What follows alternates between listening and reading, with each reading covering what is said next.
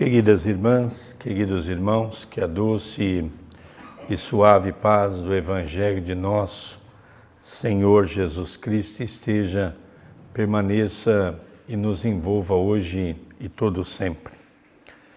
Estar nessa casa é sempre uma alegria, porque desde o começo, há 10 anos atrás, quando nós viemos pela primeira vez e tivemos o convite de trazer para Portugal a pomadinha Chico Xavier.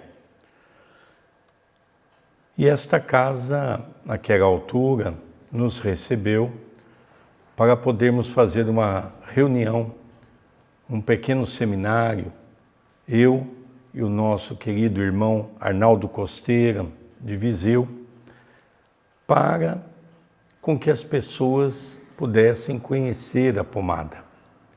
Então essa casa teve um papel sublimado na pomada, pela qual esse ano nós fizemos a 4ª edição. É um trabalho de materialização, como dizia Chico Xavier para nós, é o maior trabalho de materialização que nós temos na Terra. Então a nossa gratidão aos irmãos que dirigem esta casa, a nossa gratidão pelo carinho com que nós sempre fomos recebidos, tanto eu quanto a Soraya, pelos irmãos desta casa. Hoje nós vamos falar um pouquinho de uma obra do espírito de André Luiz, pelas mãos de Francisco Cândido Xavier, Respostas da Vida. Esse livro não é um livro novo, é um livro antigo, que na época que eu comecei a frequentar o movimento espírita, há 40 anos atrás, nós tínhamos esses livros que era aberto antes de começarmos as nossas reuniões, para podermos ouvir um pouco aquilo que o plano espiritual tem para nos dizer. São frases relativamente curtas que nos fazem introduzir a reforma íntima. Hoje nós vamos falar um pouquinho da reforma íntima. A reforma íntima é o convite amoroso que a doutrina espírita nos traz para nós podermos compreender que devemos abandonar aquele homem velho, como disse Jesus, abandonai o homem velho para que o homem novo possa suscitar. Esse homem velho é composto daquilo que nós trazemos há milênios, o nosso orgulho, o nosso egoísmo, a nossa vaidade, a nossa intolerância, a nossa impaciência. O homem novo é o homem dos aspectos de introduzir intimamente aquilo que Jesus nos ensinou, que é o amar ao próximo, respeitar o próximo. Então nós vamos ver aqui alguns aspectos que nós devemos nos preocupar no nosso dia a dia a tentar nos melhorar nessa reforma tão decantada pelo movimento espírita. André Luiz inicia para todos nós dizendo que uma atitude de simpatia para com o próximo é sempre uma porta aberta em seu auxílio, agora e no futuro. Atitude de simpatia. Nós somos capazes de termos diariamente essas atitudes de simpatia iniciando em nosso lar? Como é que é o nosso comportamento em nossa casa? Como é que é o nosso comportamento com os nossos amigos? Como é que é o nosso comportamento no trânsito? Como é que é o nosso comportamento nas religiões que nós frequentamos, junto daqueles que estão ao nosso lado?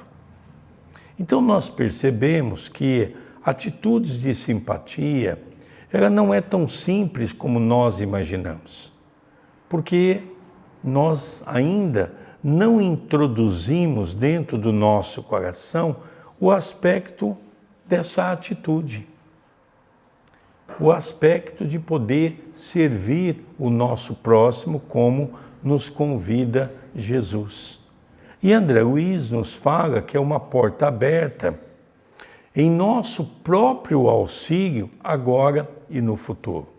Vamos relembrar que a doutrina espírita nos ensina que nós vivemos um mundo de provas e de expiações. Nós vivemos um mundo de ação e reação. Ou seja, Paulo tinha razão quando ele diz que o plantio é livre, mas a colheita tornar-se-á obrigatória.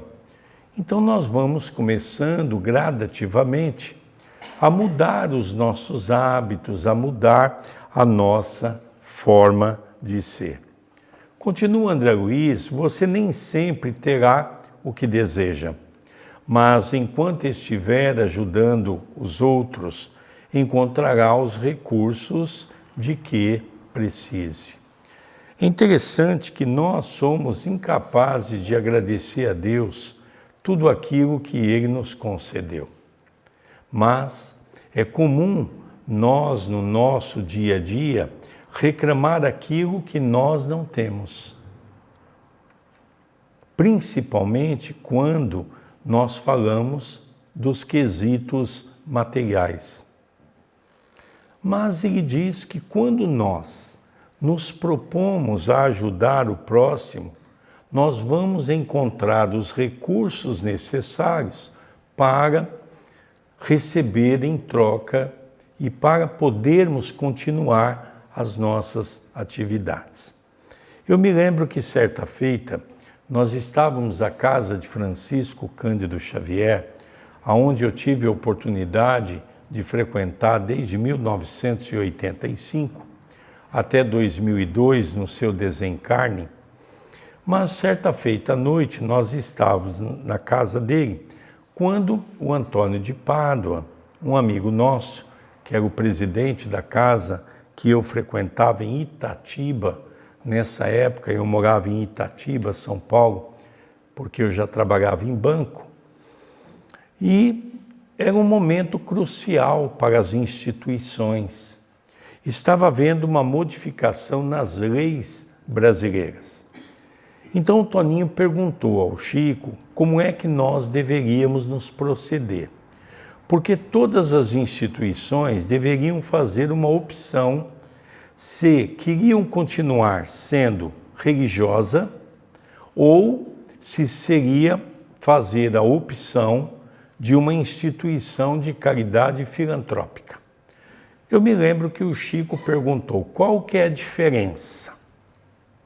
O Toninho, que era um contador, ele disse: a diferença é que se nós formos religião, nós não precisamos tirar o nome espírita da porta do centro e, ao mesmo tempo, nós não recebemos verbas, porque o Estado brasileiro é laico e nós não vamos receber verbas.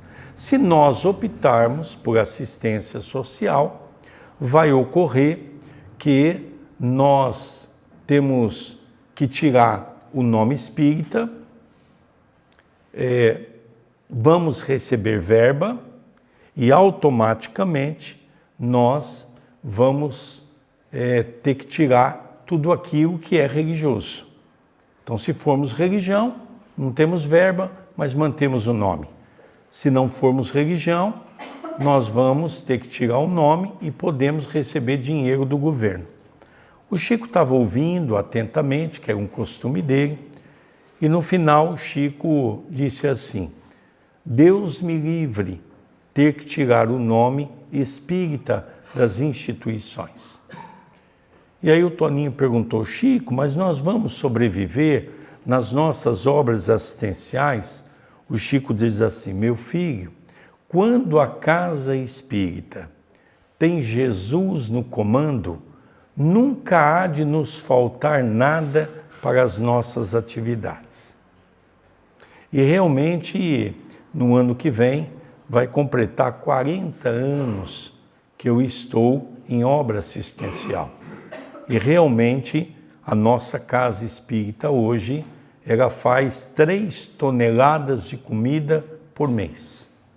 O André hoje dirigiu as nossas atividades com um grupo de companheiros, fazendo 240 quilos de comida, e ele me disse ao final da tarde que ainda ficou pessoas sem comer. Então nós percebemos que os recursos vão aparecendo quando o trabalho é sério, quando o trabalho é de Jesus, quando o trabalho tem a sua finalidade primordial, servir ao próximo. André Luiz continua: quanto às imperfeições ou deficiências que ainda nos marquem, convém assinalar que estamos em evolução na Terra sem sermos espíritos perfeitos.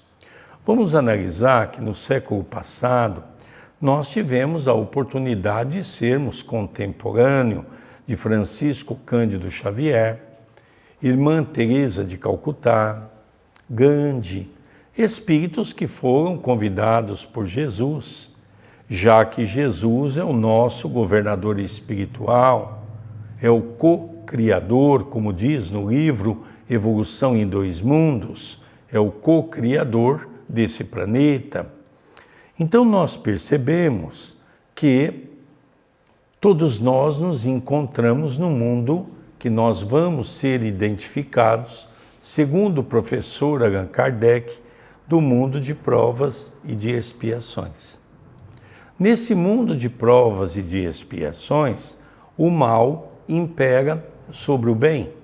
Isso significa que tudo aquilo que nós estamos vendo hoje é natural. O homem com o coração endurecido, o homem ainda não respeitando o seu próximo. Então as imperfeições, as deficiências, ainda são fatores pertinentes ao nosso quadro evolutivo, à nossa condição espiritual. Mas quando nós nos conscientizamos que nós somos imperfeitos, que nós temos deficiências no campo da vicissitude, vem a doutrina espírita e nos convida a uma reflexão mais profunda sobre a reforma íntima. Por que nós temos que nos modificar? O Espiritismo faz essa pergunta para todos nós. Por que nós temos que nos modificar? Simplesmente por um conceito moral, por um conceito religioso? Não, nós sabemos que a viagem que fazemos é quando mergulhamos em nosso corpo físico. É uma viagem que ela tem um tempo de duração, no máximo 70, 80, 90 anos. Hoje o meu pai completa 94 anos. Já tive a oportunidade de ligar para o meu pai, parabenizando-o pelo seu aniversário, não é? Mas nós percebemos que, vamos dizer que chegamos aí ao máximo de 100 anos. O que é isso perante a eternidade? Hoje nós vamos ler, é interessante que nós temos um livro, Carta de um Morto-Vivo. É um livro que nós temos de Elsa Becker. Elsa Becker é uma norte-americana que em 1901 ela começou a psicografar e ela começou a trazer relatos de cidades no mundo espiritual. Veja que Kardec ele falou de países ou de planetas que são habitados.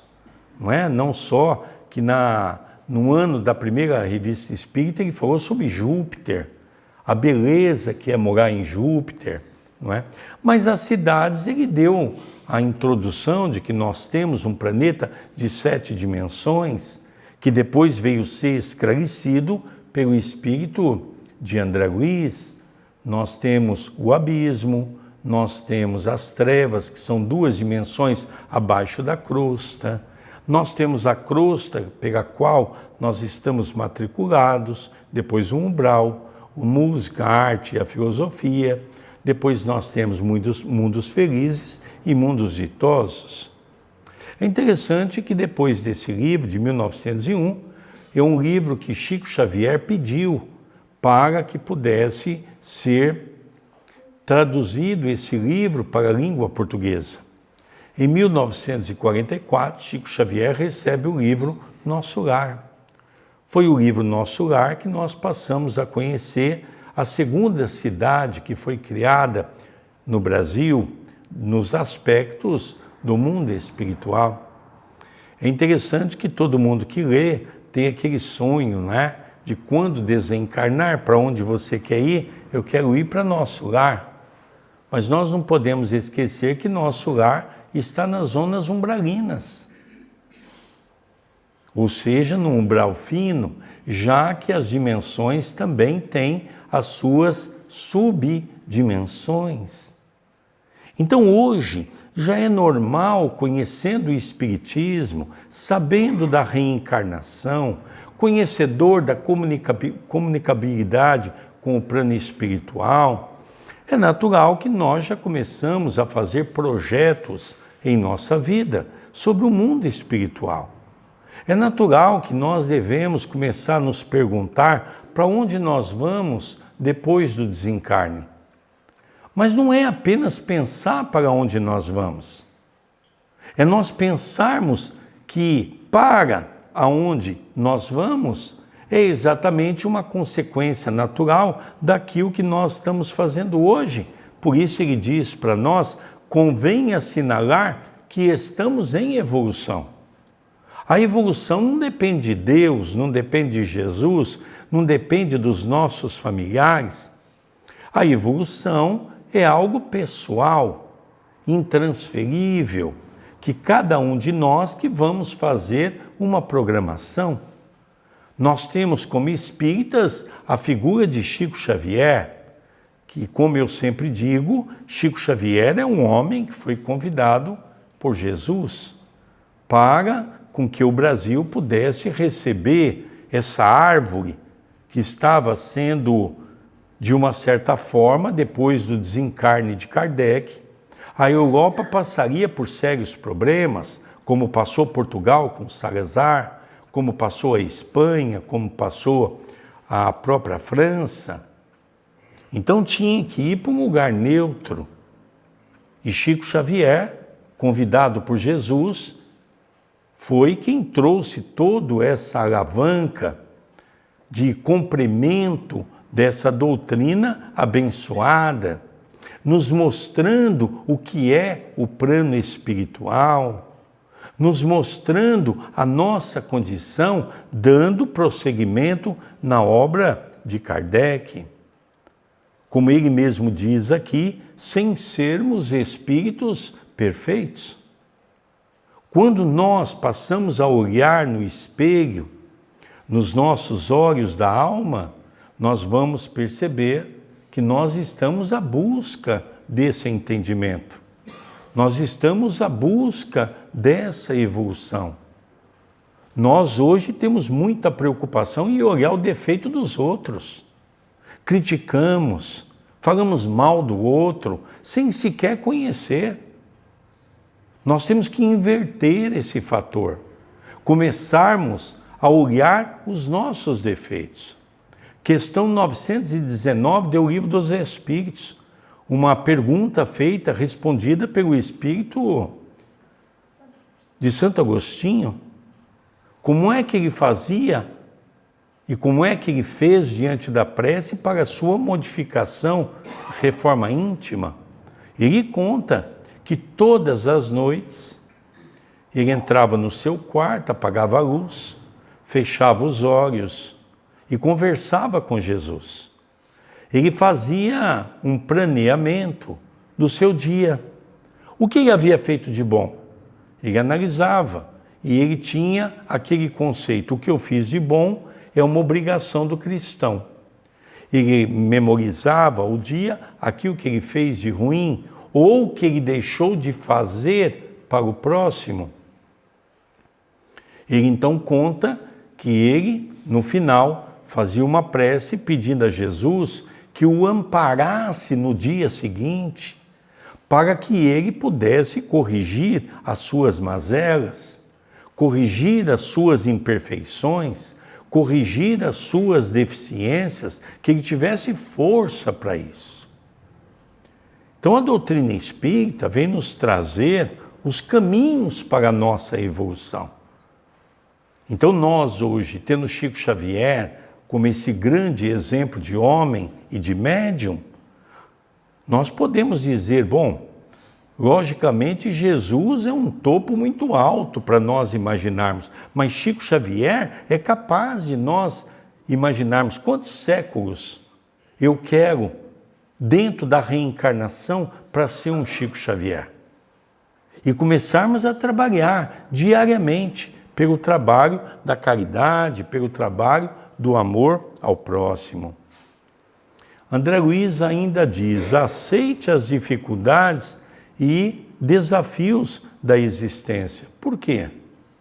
Na maioria das circunstâncias, são respostas da providência divina aos nossos anseios de reajuste, sublimação. Capítulo 9 do Evangelho segundo o Espiritismo, do item 7º, que nos fala do capítulo da paciência. Inicia dizendo que a dor é uma bênção que Deus envia aos seus eleitos. Quando nós passamos a entender que a dor não é uma punição de Deus, hoje eu já não me revolto mais com Deus quando, através do processo kármico, a dor vem visitar a porta de minha casa. Hoje eu já sou capaz de compreender que quando a dor me visita, é uma oportunidade abençoada de eu colher aquilo que um dia eu plantei. Tudo depende dos nossos olhos, tudo depende da maneira pela qual nós enxergamos as coisas. Então, quando a dor nos visita, ele diz, são respostas da providência divina aos nossos anseios de reajuste e sublimação. Então a dor não é uma punição, a dor é uma bênção que todos nós temos para podermos alcançar esse estágio que estamos buscando, que é a evolução na Terra. Se você cometeu algum erro, não se detenha para lamentar-se. Raciocine sobre o assunto e retifique a falha, a vida, porque somente assim a existência lhe converterá o erro em lição. Então, olha que fato interessante, não é? Quantas pessoas, milhares e milhares de pessoas no mundo todo, nesse exato momento, estão sofrendo de depressão. Muitas vezes uma depressão crônica. Pessoas que estão acamadas. Por quê? Porque errou em determinado momento da vida. E esse erro, porque nós falamos muito na Casa Espírita do perdão, mas pouco nós falamos no movimento espírita do chamado auto-perdão. Nós precisamos aprender a nos perdoar. Nós precisamos aprender a conviver com os erros, porque nós não somos perfeitos. Errar não significa uma perdição. Perdição é quando você permanece no erro. Se você errou em algum momento, tenta consertar. Tenta mostrar para você mesmo que você é capaz de superar aquele erro, aquele vício. Então, como ele diz aqui, quando eu passo a converter o erro em lição, foi uma lição para mim. Eu aprendi a lição e eu não quero errar mais. É assim que nós vamos gradativamente nos corrigindo. Não existe outra fórmula dessa correção. É simplesmente quando nós passamos a ter resignação. Eu digo sempre que quando a dor visita a porta de nossa casa, nós temos dois caminhos. O primeiro caminho é o mais comum. É aquele que geralmente nós nos enveredamos. É o caminho da revolta. É aquele caminho que nós dizemos assim, eu perdi a fé, Deus me abandonou, eu estou sofrendo porque ninguém me vê. E existe o outro caminho, que é o caminho da resignação. E nós, os espíritas, hoje, já passamos a ter esse conhecimento. Por que a dor nos visita? Somente a reencarnação é o assunto que nos faltava para entender o significado maior da vida. Depois André Luiz continua a dizer: toda vez que criticamos a experiência dos outros, estamos apontando em nós mesmos os pontos fracos que precisamos emendar em nossas próprias experiências. Os nossos olhos, às vezes, é como o espelho. Quando eu critico as experiências do meu irmão, na verdade eu estou criticando a mim mesmo, porque eu não sou capaz de fazer melhor. Por que nós criticamos a experiência do próximo? Nós criticamos porque nós não temos aquele que trabalha na seara do bem, ele não tem tempo para ver o defeito dos outros. Ele não tem tempo para falar mal dos outros. Ele não tem tempo para ser maledicente. Porque ele está preocupado em corrigir as suas mazelas, os seus erros, os seus equívocos. Então, quando eu começo a fazer uma avaliação do meu postulado, dos meus equívocos, eu começo a perceber que eu vou viver uma vida melhor. Se o meu próximo está errando, é problema dele. Cada um vai responder pelos seus atos. Cada um vai responder pelas suas ações. Não é nós que devemos fazer um julgamento. É por isso que Jesus, de maneira sóbria, nos ensinou que nós não deveríamos julgar. Não julgueis para não serdes julgado. Com a medida que vós julgar o vosso próximo, vós será julgado. Nós temos capacidade para julgar alguém? Não temos, mas julgamos. Por quê? Porque nós somos imperfeitos. E aí nós vamos começando a perceber que essas experiências que a vida nos oferece, e aí tem pessoas que falam assim: olha, mas eu não sei porque que a minha vida não dá nada certo. Mas não pode dar. Você não é capaz de fazer o bem para ninguém. Você não é capaz de ajudar ninguém. Você não é capaz de falar uma palavra amiga para alguém, um sorriso para quem está passando por aflição, uma palavra amiga para quem está pensando no suicídio. Então nós temos que começar a modificar, a ver a dor do outro, e em vez de criticar, vamos ajudar. O que você está precisando? O que eu posso te ajudar? É assim que nós vemos o Evangelho, é assim que o Evangelho nos ensina. Ame aos semelhantes, e os semelhantes retribuirão a você com medidas transbordantes de afeto. Amar. Todos nós falamos essa palavra várias vezes no dia, mas nós somos capazes de amar como Jesus nos amou? Jesus teve o amor incondicional. Jesus amou aquele que foi os seus algozes, que o levou à cruz. Jesus amou a humanidade. Chico Xavier dizia que Jesus amou até doer. O nosso amor é um amor egocêntrico, é um amor egóico, é um amor personalista.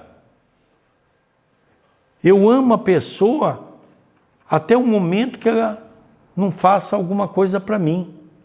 Quando ela diz não para mim, aquele amor já vira ódio. Eu sempre nas minhas palestras tenho o hábito de dizer que o amor e o ódio são igual. Tem pessoas que falam assim, não, Sérgio, é o oposto, não é. O que é o ódio? É o amor não correspondido. Toda vez que você diz não para alguém, ela já começa a te olhar com outros olhos. Então esse amor, como diz André Luiz, que deva ter medidas transbordantes de afeto, nós amamos a ponto de perdoar? Como é que nós agimos? Nós somos capazes de perdoar os nossos algozes? Aqueles que falam mal de nós? É verdade que amar não significa conviver. Se a pessoa fala mal de nós, deixa ela no canto dela. Mas que você não entre na mesma faixa desses doentes, que saem falando mal de toda a gente, faz julgamento, é maledicente. Nós não precisamos conviver com pessoas assim. O que nós precisamos é o que diz o Evangelho. É nós não entrarmos na mesma faixa da pessoa. É isso que a irmã Rosária, numa mensagem lindíssima no Evangelho segundo o Espiritismo, sobre o perdão, vem dizer para nós. Ela diz, nós não somos obrigados a conviver com os desafetos, mas que nós possamos orar pelos desafetos, para que eles possam continuar o seu caminho e para que eu possa não ser contaminado com a doença do outro. Porque o orgulho, o egoísmo, que gera a fofoca, a maledicência, é uma doença que nós precisamos coibir nas nossas atitudes. Depois fala um pouco mais, olha, creia na influência e na vitória do bem. Então, como eu disse a todos, nesses 10 anos, já é a 4ª pomada que nós fazemos, é muito interessante. Está aqui a Carla, está o próprio Zé Manuel, que participou já há anos com a gente, está junto da pomada. É um trabalho de materialização. É um trabalho que a gente sente a espiritualidade. As pessoas quase que o tempo todo ficam muito emocionadas, choram o tempo todo, sente a presença do plano espiritual. Por quê? Porque tem uma preparação. Foram 104 pessoas preparadas ao longo de 1 ano de estudo, todos os meses, estudando magnetismo, estudando o amor ao próximo, estudando o que é o trabalho de materialização, estudando o Evangelho. Quando chega perto da pomada, nós ficamos 10 dias sem comer carne de nenhuma espécie, limpando o nosso corpo. As pessoas que de vez em quando bebem socialmente, ficam 10 dias sem beber absolutamente nada alcoólico. Para nós podermos ser uma boa ferramenta com a espiritualidade. Porque quando nós temos a ideia de que a vitória do bem, ela só vai ocorrer a partir do momento em que cada um de nós tivermos o quê? Com tantas convicções. Eu acredito que isso vai dar certo. Por quê? Porque eu tenho convicção de que vai dar certo. Que não possa prender-se a qualquer ideia do mal. Então nós nos preparamos. Para vocês terem uma ideia, é 4 horas de trabalho sem ninguém conversar. 4 horas de trabalho com música. Onde nós sentimos aquele ambiente de amor. Há toda uma preparação. Então, se nós quisermos ter êxito em nossa vida, ter vitória sobre as nossas ações, nós temos que começar a mentalizar o bem, mentalizar o amor, mentalizar a bondade. Cultive o amor ao próximo. Talvez nós vamos ter que começar a mudar a nossa maneira de ser. Nós cultivamos o amor ao próximo. com tanto empenho que você não consiga fixar-se em qualquer aversão. Nós temos que começar a substituir. Por isso Jesus diz, o que fala a tua boca é o que está cheio o seu coração. Nós temos que começar a substituir o mal que transita pelo nosso pensamento, para trocar as ações do mal pelas ações do bem. E isso quem deva fazer somos nós. Somos nós que somos capazes de fazer isso, diz André Luiz. Então nós percebemos que é muito importante nós sairmos daqui com uma convicção quando viemos a uma casa espírita. A casa espírita não é só para tomar passe. Não é só para tomar água fluidificada. Porque se eu não me concentrar aqui, no contato com Jesus, talvez o passe não vai me fazer nenhum efeito. A água fluidificada, talvez, não terá nenhuma participação no meu corpo, porque eu não preparei o meu corpo, eu não preparei o meu ambiente espiritual para receber essa água fluidificada. Nós temos que vir a uma casa espírita com convicção de que ela é capaz de me trazer um ensinamento de transformação.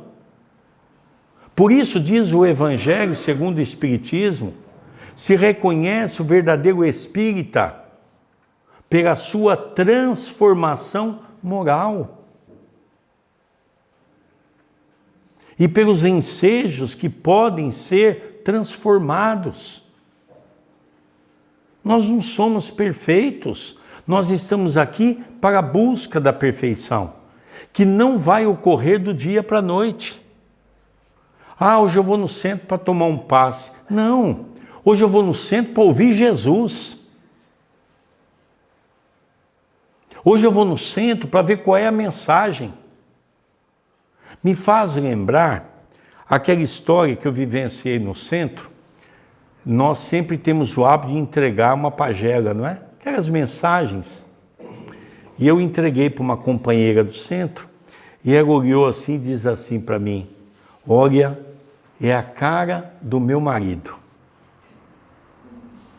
Ela foi, sentou, chegou o marido dela, tinha ido estacionar o carro, ele começou a ler a mensagem na porta e disse assim, Sérgio, já entregou para minha esposa?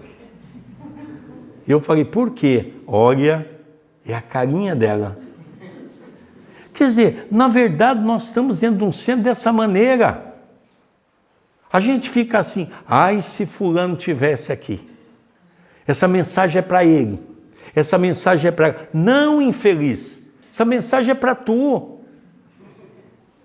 Essa mensagem é para nós. É nós que somos doentes. É nós que somos necessitados. Não é o outro, não.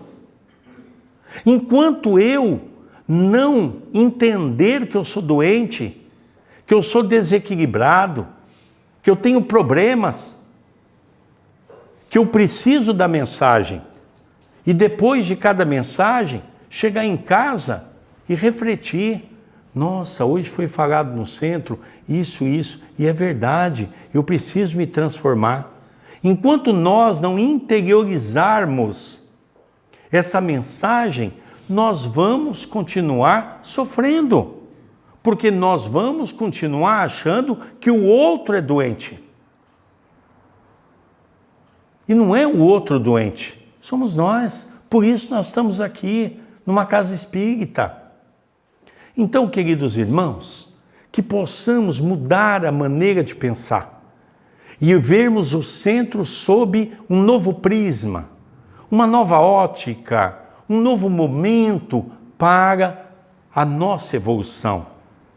E que nosso Senhor nos abençoe, nos auxilie, nos proteja e nos ensine hoje, agora e todos sempre a seguirmos o caminho do bem.